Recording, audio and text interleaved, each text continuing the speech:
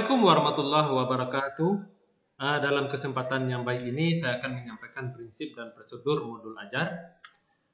Nah, di sini modul ajar itu merupakan bagian dari sekolah penggerak yang dicanangkan oleh pemerintah pada tahun pelajaran 2021-2022 ini. Nah, pertama prinsip penyusunan modul ajar itu pendekatan melalui tahap perkembangan ini memperhitungkan pertama karakteristik, kompetensi, dan minat peserta didik di setiap fase. Kemudian perbedaan tingkat pemahaman dan variasi jarak atau gap antar tingkat kompetensi yang bisa terjadi di setiap fase. Kemudian melihat dari sudut pandang pelajar bahwa setiap pelajar itu unik. Kemudian bahwa pelajar harus berimbang antara intelektual, sosial, dan personal. Dan semua hal tersebut adalah penting dan saling berhubungan. Kemudian tingkat kematangan setiap peserta didik tergantung dari tahap perkembangan yang dilalui oleh seorang peserta didik dan merupakan dampak dari pengalaman sebelumnya. Nah, ada 4 kriteria yang harus dimiliki modul ajar. Pertama, dia harus esensial. Di sini pemahaman konsep dari setiap mata pelajaran melalui pengalaman belajar dan lintas disiplin.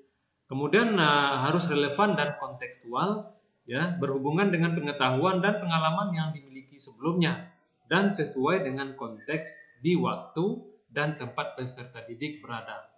Kemudian menarik, bermakna, menantang, di sini menumbuhkan minat untuk belajar dan melibatkan peserta didik secara aktif dalam proses belajar, berhubungan dengan pengetahuan dan pengalaman yang dimiliki sebelumnya sehingga tidak terlalu kompleks namun juga tidak terlalu mudah untuk tahap usianya. Kemudian harus berkesinambungan, keterkaitan alur kegiatan pembelajaran itu sesuai dengan fase peserta didik. Kemudian prosedur penyusunan modul ajar itu ada 6. Yang pertama, analisis kondisi dan kebutuhan guru, peserta didik, satuan pendidikan. Nah, guru perlu mengetahui kondisi dan kebutuhan peserta didik berdasarkan latar belakang serta sarana dan prasarana sekolah. Kemudian kedua, identifikasi dan tentukan dimensi profil pelajar Pancasila. Di sini profil pelajar Pancasila itu dimensinya ada 6. Nanti guru memilih dimensi pelajar Pancasila yang paling memungkinkan untuk dikembangkan dalam proses pembelajaran. Seterusnya, tentukan alur tujuan pembelajaran yang akan dikembangkan menjadi modul ajar.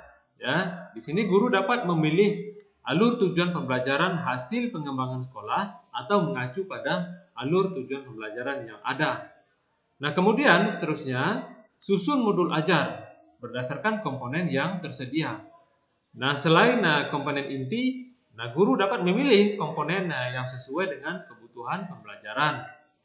Seterusnya adalah pelaksanaan pembelajaran. Guru melakukan kegiatan pembelajaran sesuai dengan modul yang telah disusun. Terakhir, evaluasi dan tindak lanjut.